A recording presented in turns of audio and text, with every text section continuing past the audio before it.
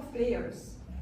泰勒曼也写了很多的小作品，就是像今天这样的场合一样，就是大家分享音乐，然后甚至呢，他也很随性，就有的作品就是旋律的，但是他写给小提琴，但是今天在场没有人会小提琴，只有一个人会长笛，那就长笛吧，他就是可以自由的就享受这些音乐。So 4 movements in this sonata. 这首曲子有4个乐章。